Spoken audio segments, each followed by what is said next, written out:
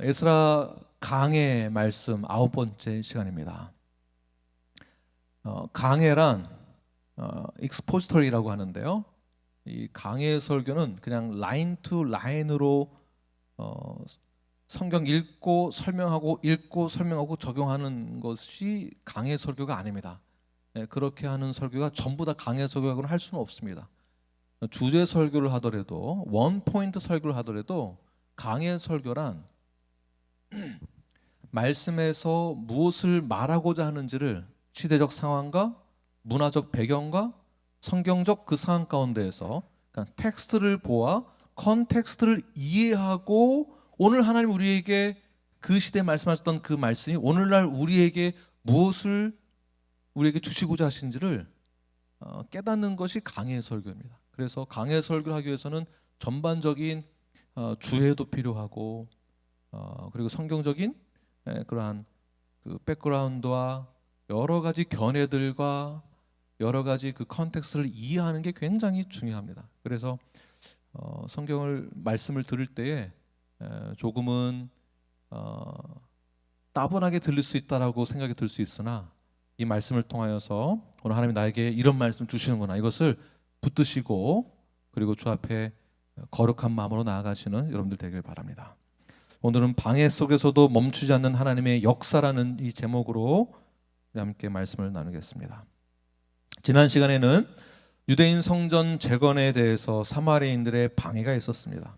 그래도 불구하고 하나님께 집중하여 맡겨진 사역을 포기하지 않는 사명자들에 대해서 함께 나누었습니다. 오늘 본문에서는 더 나아가서 사마리아인들이 두 번의 고소 사건을 오늘 본문에서 소개를 하고 있는데요. 본문에서 이 고소하는 게 우리하고 무슨 상관이 있는가 이렇게 생각하시면은 오산입니다. 이 고소하는 사건이 우리에게 성경에서 무엇을 말하고자 하는가 이것을 저희들이 찾아내야 하는 것입니다. 자, 이번 성경에서 나오는 오늘 본문의 고소 사건은 앞서 성전 재건 방해에 대해서는 호의를 가장하여서 직접 찾아와 도움을 주겠다고 하면서 방해를 했습니다. 근데 오늘 고소 사건은 노골적으로 강한 적대감을 품고 성전 건축을 방해하는 것을 그런 적대자들의 모습을 볼 수가 있습니다. 첫 번째 어떻게 접근했습니까? 호의적으로 접근하다가 그게 안 되니까 두 번째 방법 고소하면서 어떻게 한다고요? 강한 적대감을 품고 건축을 방해하는 적대자들의 모습. 자, 오늘 이 모습 가운데에서 본문의 모습 가운데서 사탄의 그러한 우리들의 모든 마음을 사역을 신앙을 믿음을 방해하는 사탄의 전략들을 찾을 수가 있는 것입니다. 그들은 처음에는 호의를 가장해서 방해하다가 이제는 그것도 안 되니까 가차없이 노골적으로 그리고 대놓고 방해하는 것을 볼 수가 있습니다. 오늘 본문을 통해서 적대자들이 이러한 방해 속에서도 하나님 어떻게 우리를 이끌고 계시는지 어떻게 우리에게 향하여서 역사하고 계시는지 이 본문의 말씀을 통하여서 은혜의 말씀을 나누기를 원합니다. 우리가 살면서 주님의 일을 하면서 신앙생활을 하면서 성악 가운데 있을 때에 열심히 신앙생활을 하려면 할수록 이상하게 장애물과 각가지 종류의 반대에 부딪히게 됩니다. 그로 인하여서 우리는 마음에 절망감을 갖게 됩니다. 우리가 신앙생활하면서 또는 나를 무너뜨리고자 하는 나를 넘어지게 만드는 영적인 공격이 있을 때가 있습니다. 자, 이러한 공격과 이러한 반대는 나의 신앙을 포기하게 만들고 또 돌아서게 만듭니다. 자, 이것이 바로 사탄의 다양한 공격의 방법이라고 볼 수 있는 것이죠. 마음이 약한 자들에게는 강한 부정적인 상황을 만들어서 무너지게 만듭니다. 자존심이 강한 사람에게는 여러 가지 시험과 고난을 통하여서 믿음을 약하게 만듭니다.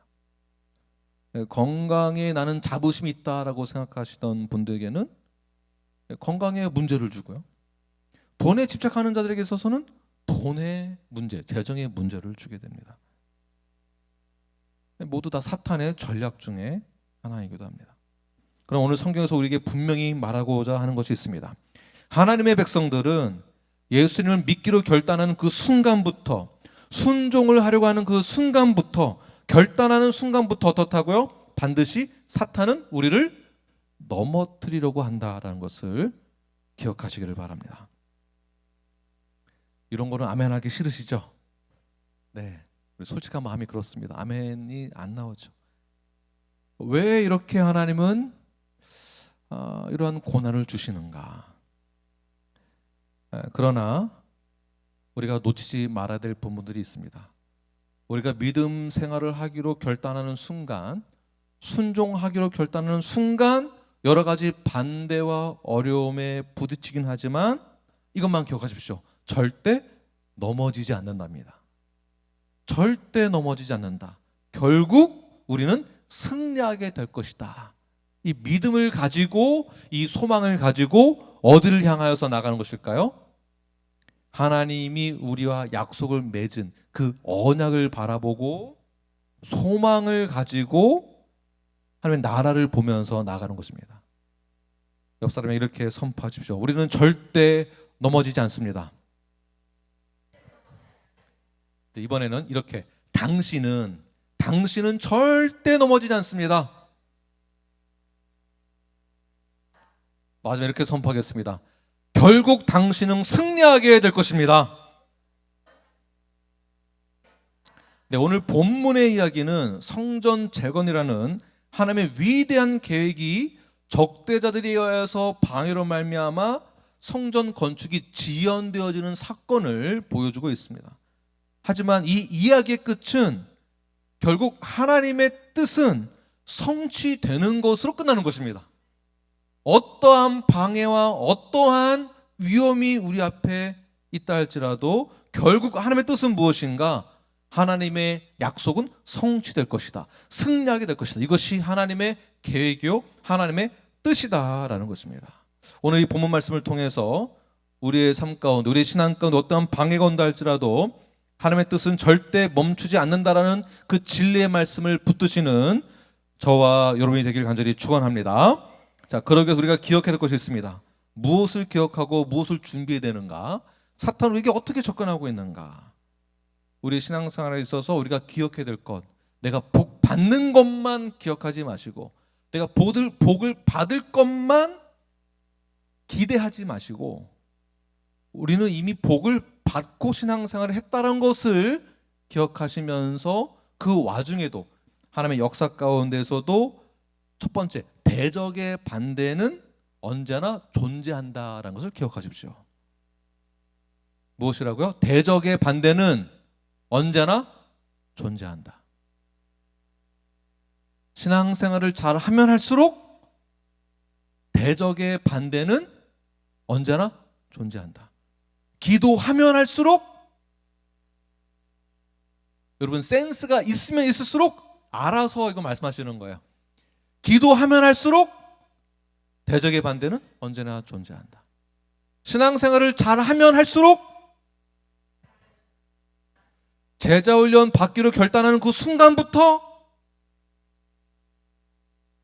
주님 제가 하나님 말씀대로 살아내겠습니다 라고 결단하는 순간부터 네, 언제나 대적의 반대는 존재한다. 순간순간마다. 6절부터 10절까지 우리 한 목소리 함께 읽겠습니다. 시작. 또 아하수에로가 즉위할 때에 그들이 글을 올려 유다와 예루살렘 주민을 고발하니라. 아닥사스다 때에 비슬람과 미드드랏과 다브엘과 그의 동료들이 바사왕 아닥사스다에게 글을 올렸으니 그 글은 아람 문자와 아랍 방언으로 써서 진술하였더라.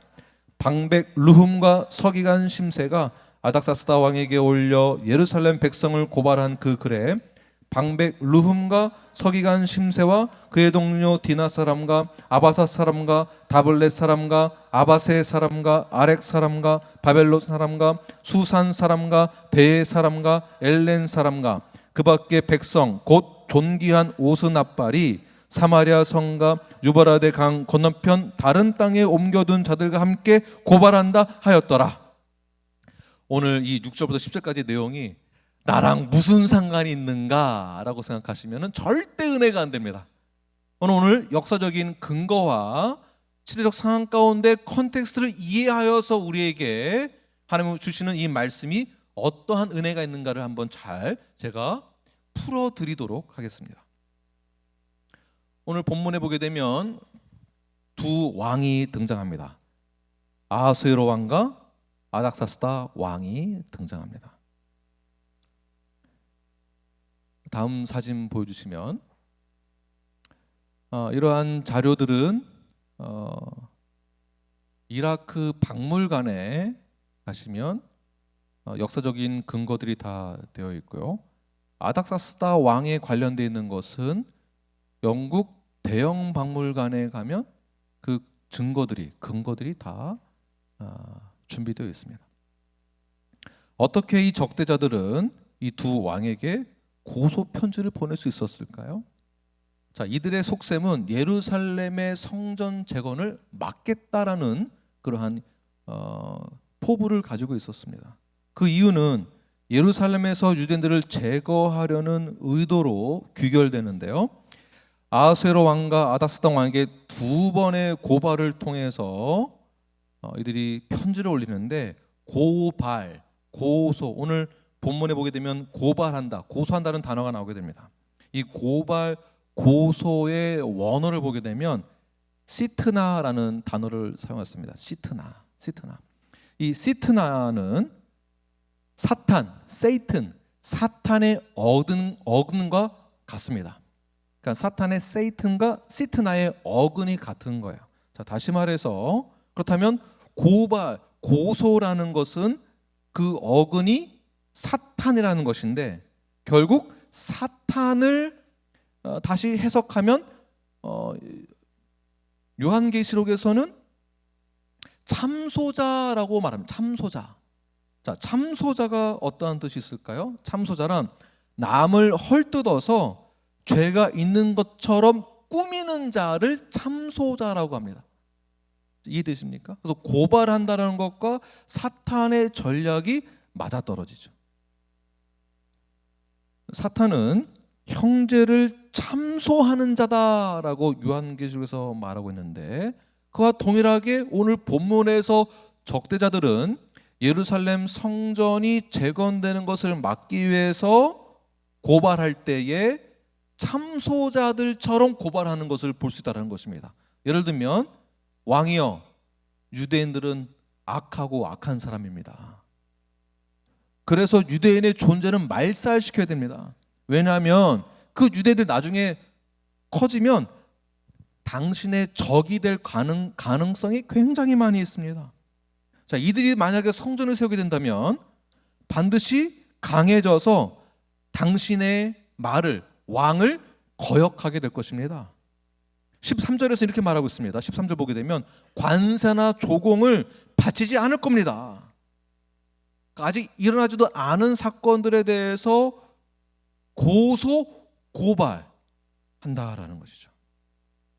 더 나아가서 고소만 하는 게 아닙니다. 고발만 하는 게 아니죠. 더 나아가서 이 적대자들은 참소자들이 하는 역할들이 있습니다. 그러니까 나 혼자만 말하는 게 아니에요. 나 혼자만 주장하는 것이 아니라 팀을 만듭니다. 그러니까 자기 편을 만드는 거예요. 다시 말해서 오늘 10절까지 내용을 보게 되면 누구 사람, 어디 사람들 쫙 나오죠.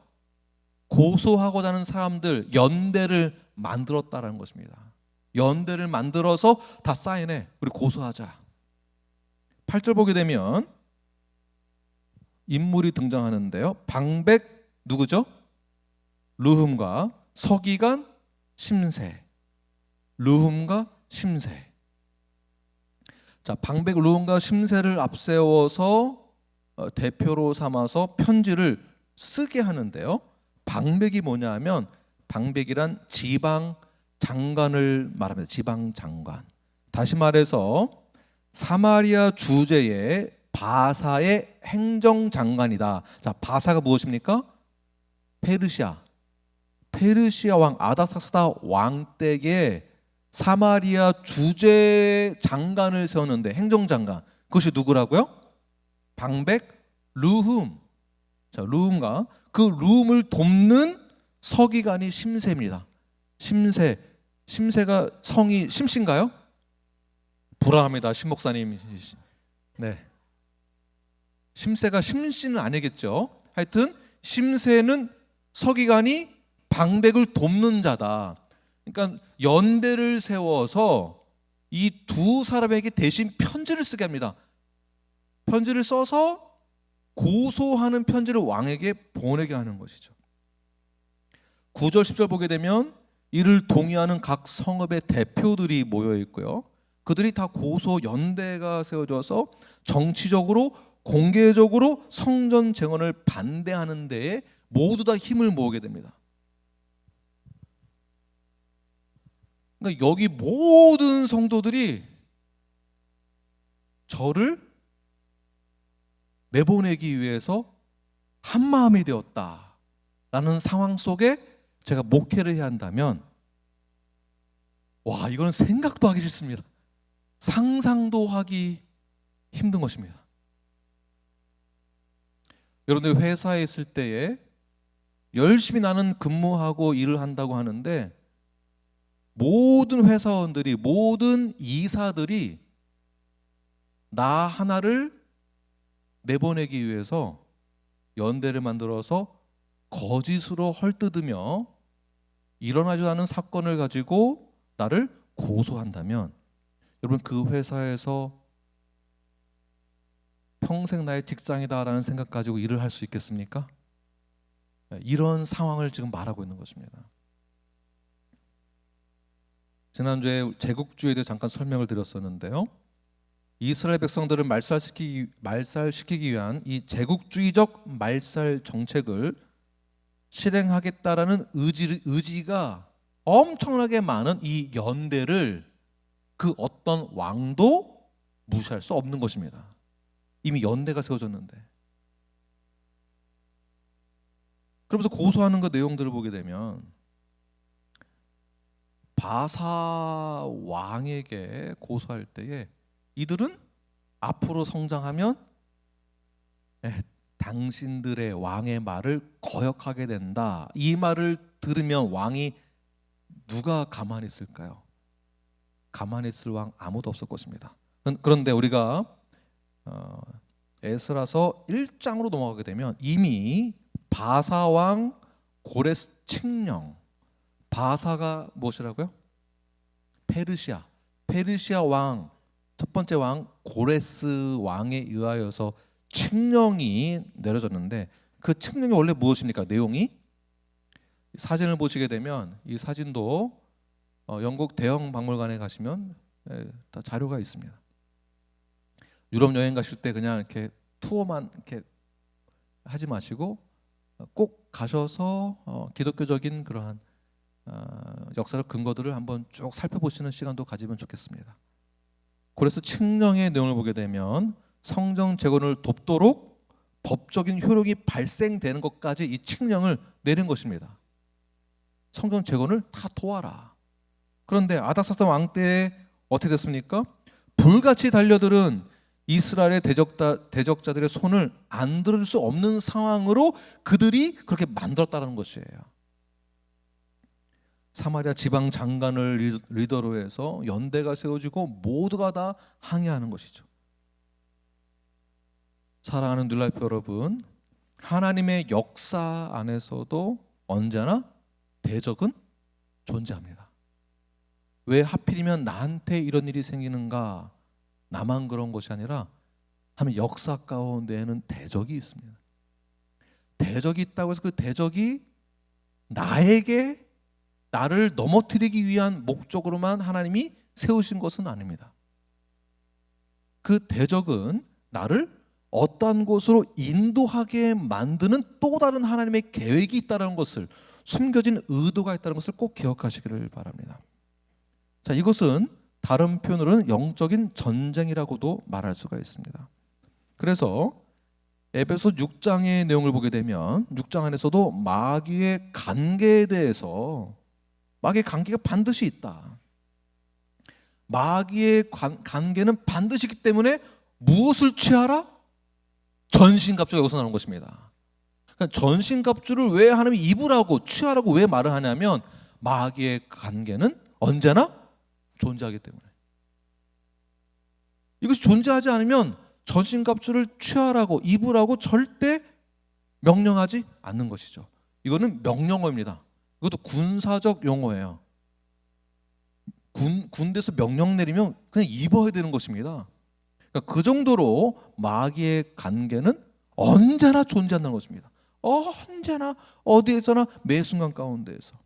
누가복음 10장에서는 주님께서 뱀과 전갈을 밟으며 원수의 모든 능력을 제어할 능력을 주겠다라고, 권능을 주겠다라고 말씀하십니다. 마귀의 관계가 없다면 권능을 받을 필요가 없는 것이겠죠. 그래서 권능을 주신다는 그 이유는 무엇입니까? 마귀의 관계는 영적 전쟁은 반드시 존재한다. 이것을 말씀하고 있는 것이죠. 그래서 야고보서 4장에서도 마귀를 대적하라. 마귀를 대적하라. 무슨 뜻입니까? 신앙생활을 잘하기로 결단하는 순간 마귀의 공격은 항상 있다. 어떻게요? 오늘 본문의 내용처럼 아주 심각한 상황 가운데 코너에 몰릴 상황이 언제나 존재한다. 그것을 우리는 인정하고 받아들여야 합니다. 요한일서 4장 2절과 3절 말씀을 함께 읽겠습니다. 시작. 이로써 너희가 하나님의 영을 알지니 곧 예수 그리스도께서 육체로 오신 것을 신하는 영마다 하나님께 속한 것이요 예수를 신하지 않은 영마다 하나님께 속한 것이 아니니 이것이 곧 적그리스도의 영이니라. 오리라 한 말을 너희가 들었거니와 지금 벌써 세상에 있느니라. 이 결론적으로 무엇입니까? 적그리스도가 같이 공존하고 있다. 같이 있다. 자, 이런 차원에서 결국 예수님도 물론 하나님의 최고의 위대한 구원 계획을 위해 그의 독생자 예수 그리스도의 땅 가운데 육신으로 보내셔서 십자가에서의 죽음으로 우리를 구원케 하기 위한 계획이 있는 것이지만, 그러나 시대적 상황 가운데에서 물리적인 유대인들의 공격을 받으셨습니다. 사도 바울도 생명을 다하여서 복음을 증거하고 교회를 세울 때마다 여러 가지의 반대에 부딪히게 됩니다. 예수님의 제자들도 적대자들에게 반대에 부딪히게 됩니다. 결국 모두 복음을 전하고 교회를 세우다가 순교하게 됩니다.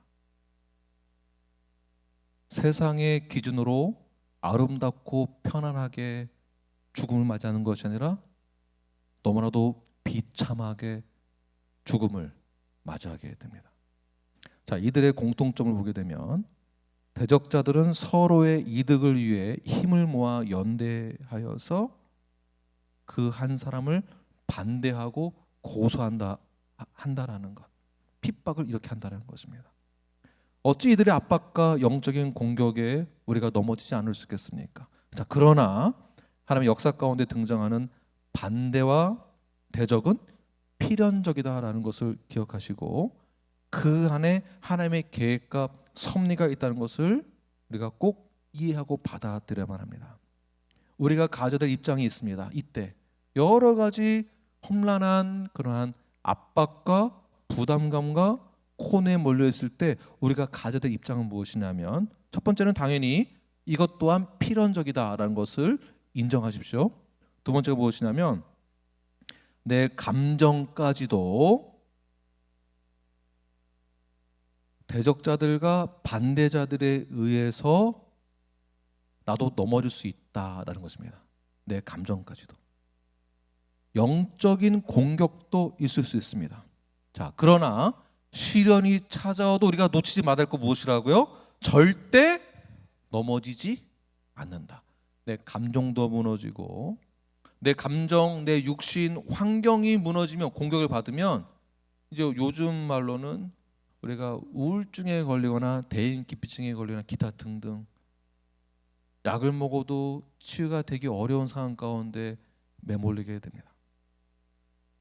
그럼 우리가 기억해도 무엇입니까? 절대 우리는 넘어지지 않는다.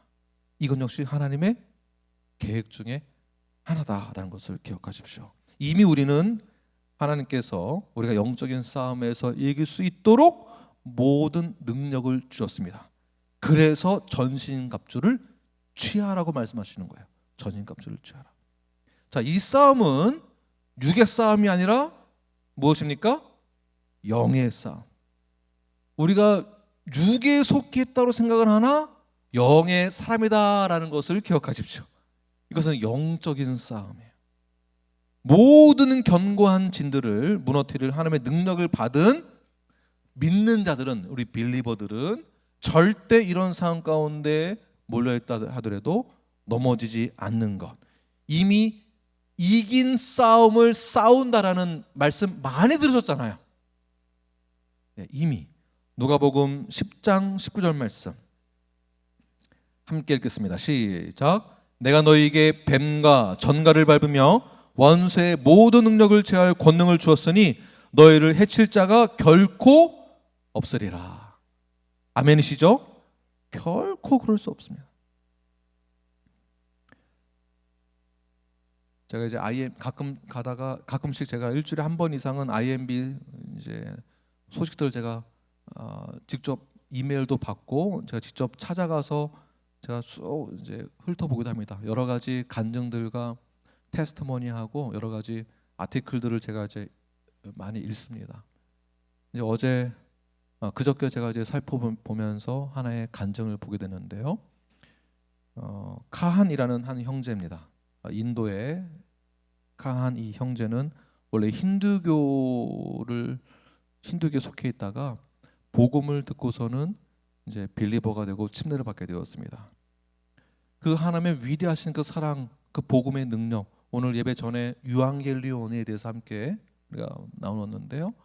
유앙겔리온을 받아들이고 믿는 순간 그의 모든 영적인 그러한 시각들이, 그 갖고 있는 가치관들이 바뀌게 되어집니다.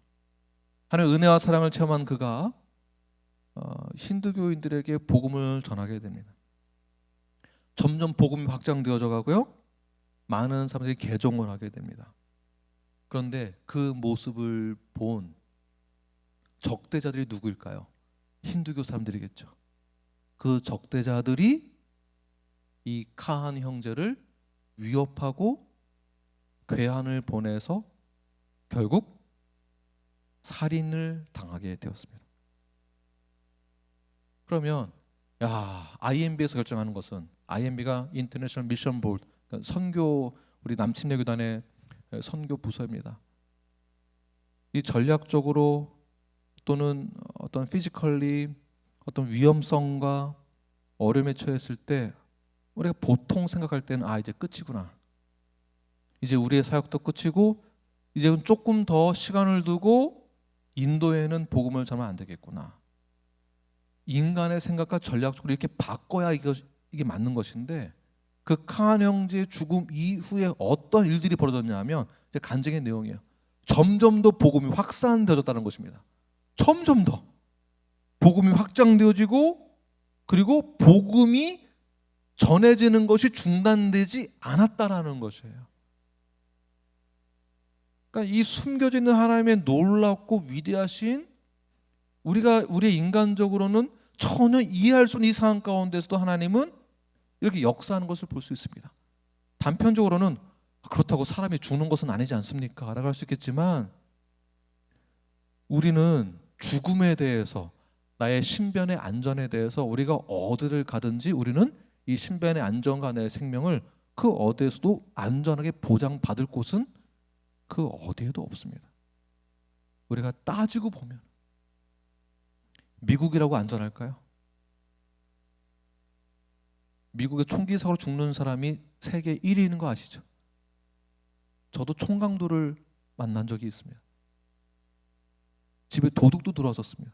그것도 가장 안전하다는 그 동네에서 사는데도 불구하고, 이 땅에 가장 안전한 곳, 내 생명을 보호받을 수 있는 100% 안전한 곳은 이 땅에 그 어디에도 존재하지 않습니다.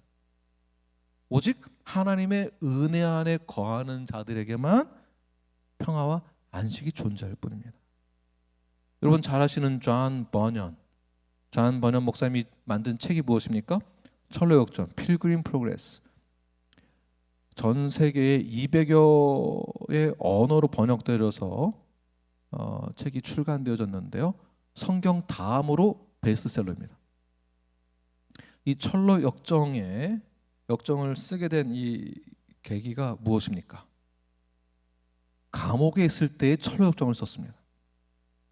처음 이 존 버년 목사님은 과거에는 어릴 때 예수님 믿기 전에는 미신 숭배자였었습니다. 그가 예수님을 믿고 난 다음에 영국 특수침례교회의 목회자가 되어서 복음을 전하다가 투옥되고 이 철로역정을 쓰게 됐는데요.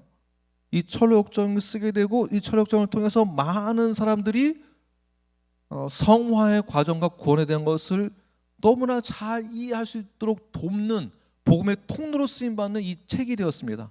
이것을 본, 이 역사하심을 본 옆에 있었던 나 같은 죄인 살리시인의 작곡가 존 뉴턴이 존 버년에 대해서 이렇게 말을 합니다. 하나님께서는 유능한 설교자의 입을 다물게 하심으로 더 큰 복음의 문을 열어주셨다. 만약 존 버년이 베드포드 감옥에 갇혀 있지 않고 베드포드에 남아 설교만 하고 돌았다면 그는 자신이 했던 선한 일의 절반도 미처 행치 못했을 것이다. 다시 말해서 왜 하나님은 나를 복음을 전하고 있었던 나에게 왜 이 감옥에 갇히게 하는 이러한 슬픔과 이 불안감과 고통을 하게 주시는가? 그 안에는 하나님의 또 다른 위대한 계획이 존재하고 있었다는 것을 주변 사람들이 보아서도 알게 되었다는 것입니다. 감옥에서 이제 나온 다음에 존 버년이 자신이 받았던 고난에 대해서 이렇게 설명을 합니다. 사탄이 나를 가만히 내버려 둔다면 나는 아무 일도 하지 않고 있다는 증거일 것이다. 혹시 여러분의 삶 가운데 지금도 최근에도 또는 과거, 현재, 앞으로 일어날 일들에 대해서 나에게 고난이 여전히 존재한다면 나에게 여전히 어떠한 어려움 가운데 처해 있는 슬픔과 괴로움과 고통과 그러니까 죄로 인한 열매들 말고요. 내가 살아가는데 계속 부딪히는 어떤 어려움 가운데 처해 있다면 어떤 분들은 건강의 어려움, 어떤 분들은 정신적인 어려움, 어떤 분들은 영적인 어려움, 어떤 분들은 관계의 어려움, 어떤 분들은 내 자존심의 문제, 기타 등등 경제적인 문제, 내 미래에 대한 불안감, 그러한 속에서 하나님은 뭐 하시나 라고 의문이 들 때에 그 순간마저도 하나님은 나와 함께 하시며 나를 향한 위대한 계획을 가지고 계시다는 것을 여러분 믿으시고 이미 이긴 싸움을 쌓기 위하여서 우리에게 하나님이 권능을 주셨다는 것을 믿고 그 어려운 자리에서도 능히 이겨낼 수 있는 저와 여러분이 되길 간절히 축원합니다. 우리의 수준으로는 절대 이해할 수 없는 상황이 우리 이민 사회에서 일어날 수 있습니다. 사업이 잘 되는 것 같다가도 한 번에 몰락하기도 하고 가정이 너무나도 화목한 가정이었다가도 하루아침에 어려운 상황 가운데 처하기도 하고 왜 나에게 이러한 대적과 반대를 하나님이 허락하시는 것일까? 왜 그럴까? 전혀 이해할 수 없는 상황 가운데 몰려있다 할지라도 이것을 기억하십시오. 로마서 8장 38절과 39절 말씀 함께 읽겠습니다. 시작. 내가 확신하노니 사망이나 생명이나 천사들이나 권세자들이나 현재일이나 장래일이나 능력이나 높음이나 깊음이나 다른 어떤 피조물이라도 우리를 우리 주 그리스도 예수 안에 있는 하나님의 사랑에서 끊을 수 없으리라. 아멘. 자, 보십시오. 우리를 우리 주 그리스도 예수 안에 있는 하나님의 사랑에서 끊을 수 없다라는 것을 우리 뭐라고 표현할 수 있을까요? 두 글자, 언약. 이미 우리는 하나님과 나의 관계는 언약으로 세웠습니다. 절대 끊어지지 않는다라는 것을 수평적으로 우리가 나타낼 수 있어야 한다는 것이에요. 수평적으로. 여기까지 이게 이해가 되시면 정말 건강한 교회 우리 성도가 맞습니다. 더 설명하지 않겠습니다. 대적의 반대는 어느 때나 존재합니다. 그러나 예수님이 죽음을 이기시고 부활하셔 승리하신 것처럼 하나님의 역사 안에는 고난도 등장하고 어려움도 등장하지만 결론은 무엇이다? 승리가 우리겠다라는 것. 그 승리는 언약을 바탕으로 하여서 우리에게 승리로 결과물이 돌아온다는 것을 믿으시고 주 앞에 나아가시는 저와 여러분이 되기를 간절히 축원합니다.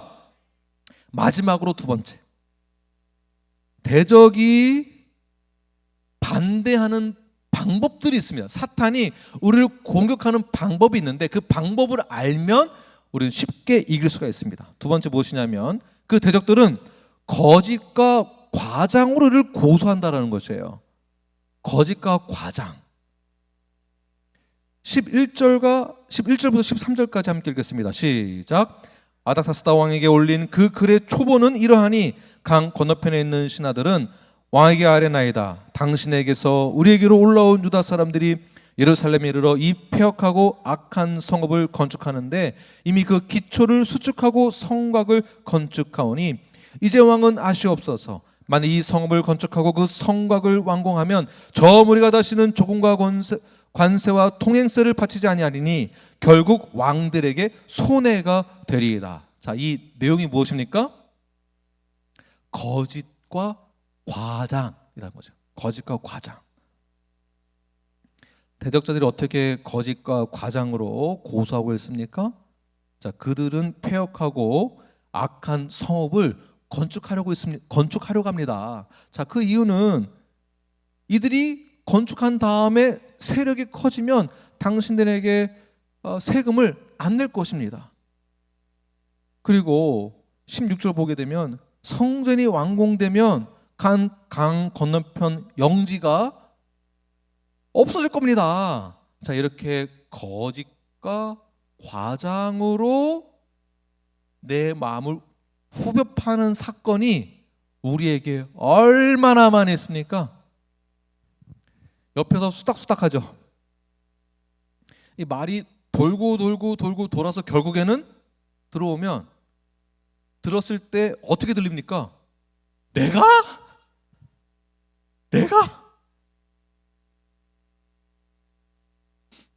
저도 들은 게 하나 있습니다. 생각난 김에 저도 들은 게 있습니다. 김 목사님은 돈 많은 성도만 좋아하는데 이 말을 들으면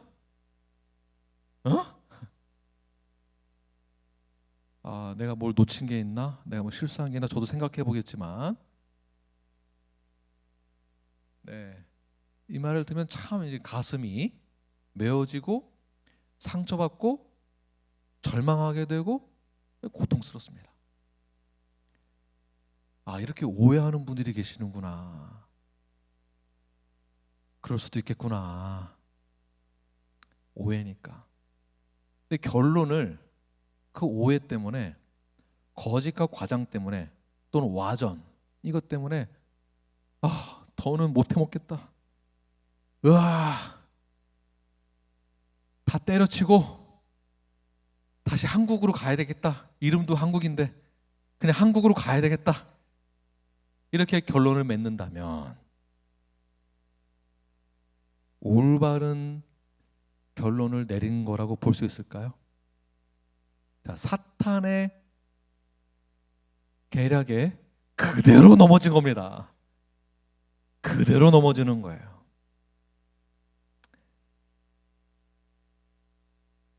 사탄은 거짓과 과장으로 또는 세상에서는 거짓과 과장으로 또는 우리 안에서도 거짓과 과장으로 교회를 비방하고 개인을 비방하는 사례가 많이 현존하고 있다라는, 이거 부인할 수가 없습니다. 아니 무슨 어떻게 그럴 수가 있어요? 라고 말할 수 있지만 그렇게 말하면서도 나 역시 그러한 오류를 범하고 있다라는 거, 나 역시 그러한 거짓과 과장을 하고 있다라는 거, 나 역시. 목사님, 우리 교회는 왜 이렇게 사랑이 없어요? 세상에서 또한 이렇게 말합니다. 교회는 돈만 밝혀.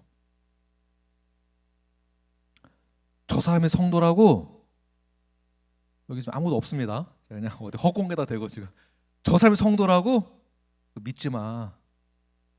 저 사람 사기꾼이야. 딱 저 사람 보니까, 외모 보니까, 관상 보니까 믿을 사람이 아니야. 성도가 아니야. 표정 보고 외모 보고 관상 보니까 딱 사기칠 사람이야.